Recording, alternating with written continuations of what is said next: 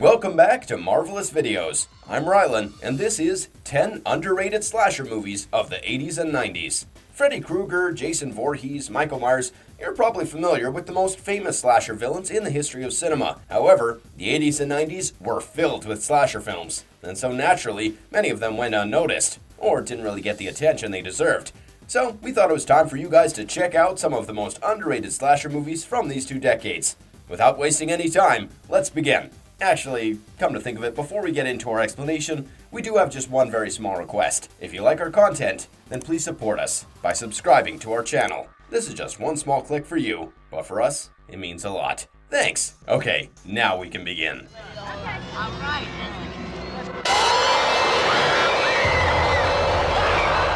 Number 1. The Burning, 1981. On one fateful night, Cropsey, the caretaker of Camp Blackfoot, became an unfortunate victim of a prank gone wrong. The campers had a skull filled with worms, and to make it spookier, they inserted candles on the skull's eye sockets. When Cropsey woke up at night, he got scared. The skull dropped onto his bed, and a fire soon started. The fire then reached a gas tank, and poor Cropsey was engulfed in flames. Still burning, he managed to walk out of his house and stumbled into a nearby river as the unruly pranksters fled, leaving him for dead. But Cropsey had survived his ordeal. Several failed skin grafts, and 5 years later, he killed a hooker with a pair of scissors and found that the murder was an outlet of his rage. Determined to exact his revenge on the likes of the assaulters, Cropsey reached Camp Stonewater. Now that he was armed with a pair of golden shears and a sheer vengeance, would Cropsey stop? Directed by Tony Maylam and produced by the now infamous Harvey Weinstein, the film was basically based on a New York City urban legend called Cropsey. In fact, there's also a 2009 movie on the boogeyman-like figure. Nevertheless, The Burning was kind of a run-of-the-mill slasher that the 80s were abundant with. But it was also, we should say, better acted and better made than most other slashers. The story was undoubtedly unusual, with young, reckless, and wild teens turning out to be the victims. In fact, it also bears similarities with Friday the 13th Part 2, which was also released in 1981.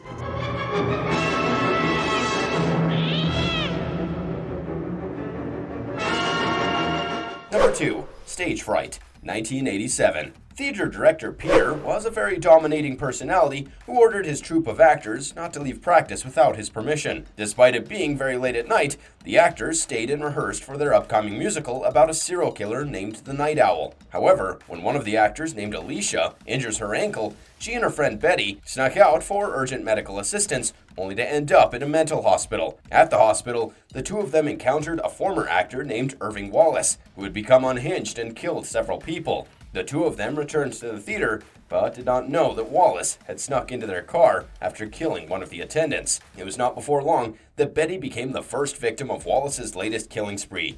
Meanwhile, the director wanted to use the murder as a grim publicity stunt for his play, and had the absurd idea of changing the script to making it about Irving Wallace instead of the Night Owl. And, as would be expected, Wallace assumes the identity of the Night Owl to continue his murderous rampage. But could he be stopped? As far as slashers go, Italian director Michele Soavi and his serial killer knew how to keep things fresh. From axes and knives to drills and chainsaws, the killer changed his weapon of choice at a moment's notice. Furthermore, the mask of the Night Owl was something pretty original, and didn't really resemble any of the forgettable masks that the 80s slasher films saw. However, someone with a human body and a large head of an owl is a fairly scary sight, even if that person doesn't want to kill you. Nevertheless, Stage Fright served well as a blend of slasher horror and a giallo, and packed much more suspense than one would expect.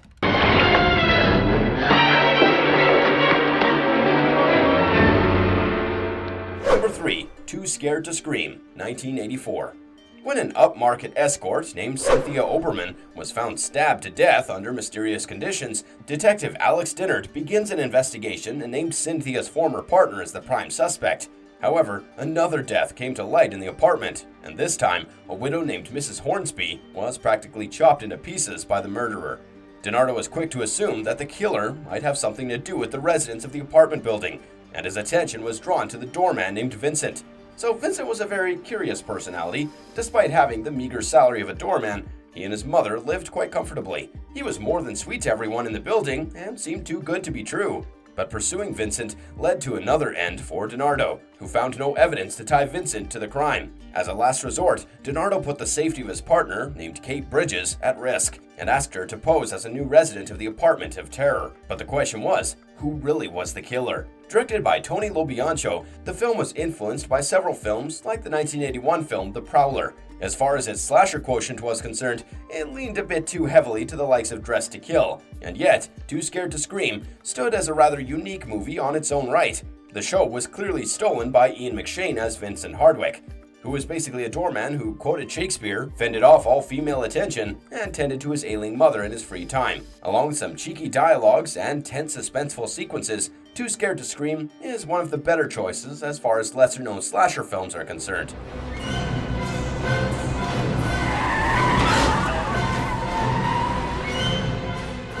Number 4.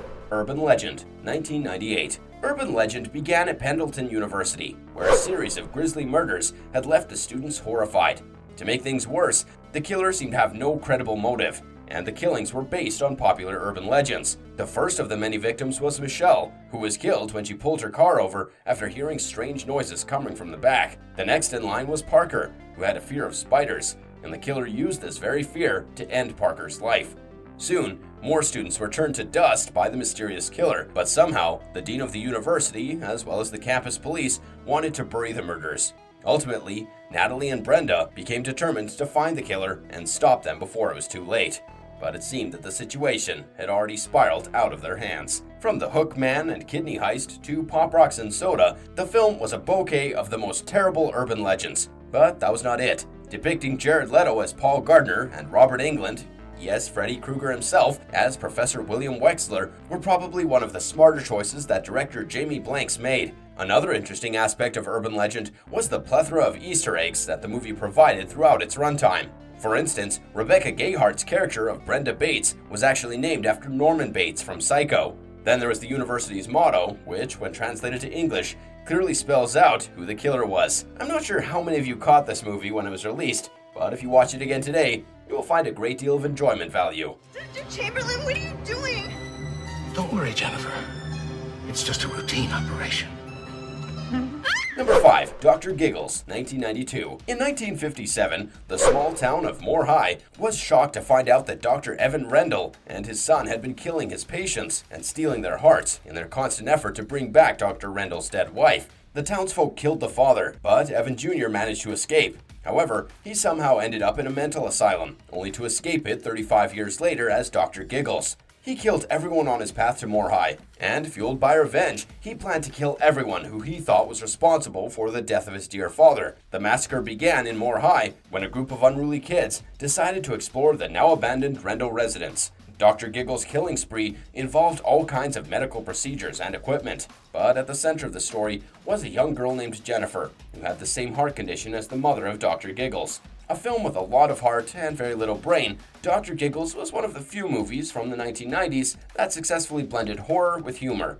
Having said that, co-writer and director Manny Coto could have done away with some of the cheap yawks and focused more on the script. But then again, as far as exploitation films go, Dr. Giggles was rather sophisticated, and there were some genuine sequences where you judge yourself for laughing. The perfect way to watch this one would probably be with a bunch of friends at your place, with a few chilled ones.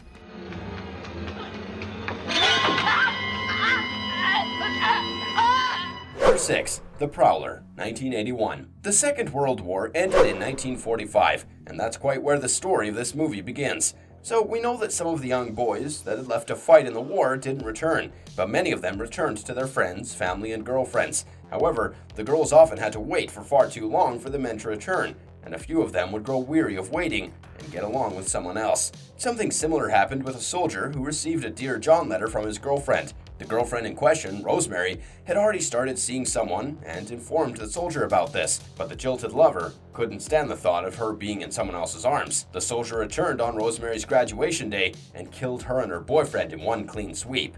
The soldier then disappeared post the attack, and eventually Rosemary was forgotten. However, 35 years after the incident, the local college was hosting another graduation party, and the co-eds prepped for their dance. The old killer was back with a bang, but he could be anyone hiding in plain sight. What's ugly in everyday life is outright beautiful in this horror jargon, and I think The Prowler was filled with beautiful and innovative kill sequences that simply blew away the viewer's mind. Much like most other entries on this list, The Prowler was not suitable for the underaged because of the sheer level of violence and gratuitous nudity. Special effects master Tom Savini, who had worked on films like Dawn of the Dead and the Friday the 13th films, was the man behind the special effects in this Joseph Zito film. So, if you need just one reason to watch it, do it for the novel kill sequences.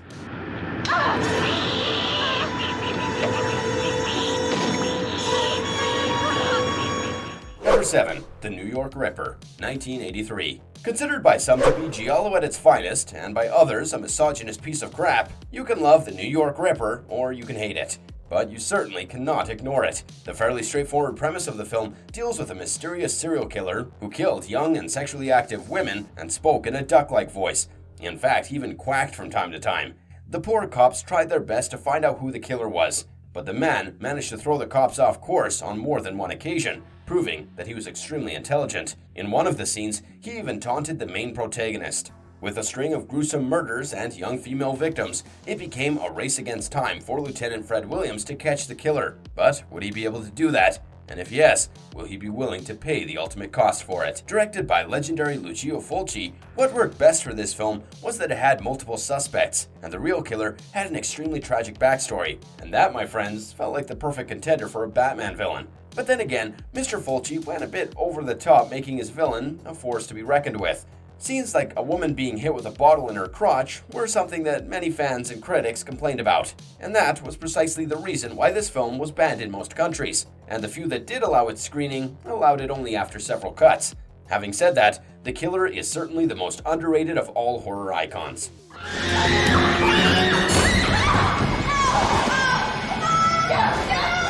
Number 8. Castle Freak. John Riley inherited a castle from a famous duchess and traveled to Italy with his blind daughter named Rebecca and his wife Susan. The family was already going through some personal issues as Susan held John responsible for the death of their 5-year-old son in a drunk driving mishap. John wanted to liquidate the castle and return, but until that happened, the Riley family had to stay in the castle. But they were oblivious to the terrifying being that also lived in the castle's dungeons. So John's father was initially married to the duchess, and together they had a son named Giorgio. But John's father left her for the sister of the Duchess. Enraged and jilted, the Duchess banished her son to the dungeons, where he grew into nothing less than a feral and hideous monstrosity. Giorgio killed and ate a cat before breaking his own thumb to break out of his manacles, and he was ready to slash through the entire Riley family. To make things even worse, John got arrested on charges of murder. Directed by Stuart Gordon and starring Jeffrey Combs as John Riley and the Scream Queen Barbara Crampton as Susan Riley, the film was more of a tragedy than anything else. The gothic setting worked superbly well for the movie, but maybe they should have had more use of the castle. Contrary to other Stuart Gordon films, Castle Freak did not have a comic element to it, and yet the serious tale of an unfortunate child's tryst with her mother's ruthlessness managed to keep the audience engaged from start to finish. It's a real shame that the film didn't really get the love and popularity that it deserved, and once again, Castle Freak is a marvelous recommendation to all horror and slasher fans.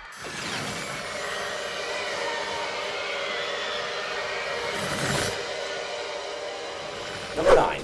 Popcorn, 1991. Megan Butler was an aspiring screenwriter who lived with her mother, Suzanne. Maggie often had dreams about Sarah, a young girl caught in a fire and being chased by a murderous man. On the other hand, Suzanne often got demonic prank calls. To raise funds for the film department, Maggie's friend, Toby, suggested that they run a movie marathon. They initially planned to play 3 movies using special gimmicks, like using electrical buzzers in the seats and chemical capsules to release pungent smells. However, Maggie came across a short cult film directed by one Leonard Gates, who killed his family while shooting the final scene of the film. So Gates had shot the whole film except the climax, which he wished to shoot live in the same theater that Maggie and her friends were planning to hold the movie marathon. But Gates's film could not be completed, and the entire audience inside the theater lost their lives to a massive fire. Interestingly enough, Maggie's dream resembled Gates's film, and years later, someone wanted to recreate the unfinished climax that Leonard Gates had envisioned. The 80s were famous for slashers and gore and stuff like that, while the postmodernist themes had started to appear in the horror films of the 90s. So the years like 91 and 92 were a period that specialized in these kinds of films, and Popcorn is a fine example of that. Popcorn today lives and breathes as a forgotten horror, and honestly, we have no idea why. From the story and the acting, to the tense environment and the claustrophobic setting, everything seemed to work for this Mark Herrier movie, However, having said that, some complained that the plot had too many twists and turns for a horror movie.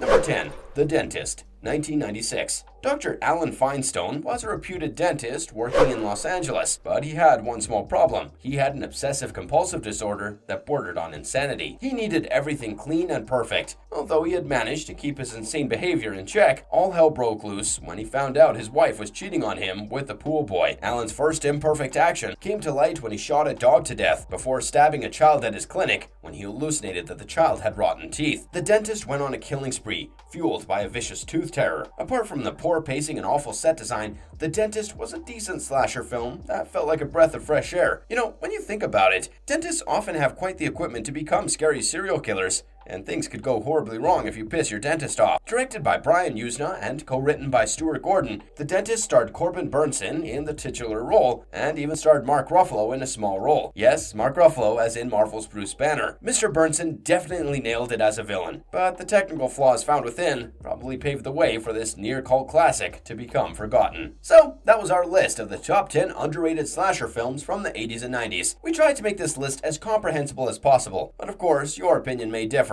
So let us know your thoughts, suggestions, and corrections in the comment section below. Oh, and if you enjoyed today's video, don't forget to leave us a like and subscribe if you haven't already. Until next time, have a good one and be safe.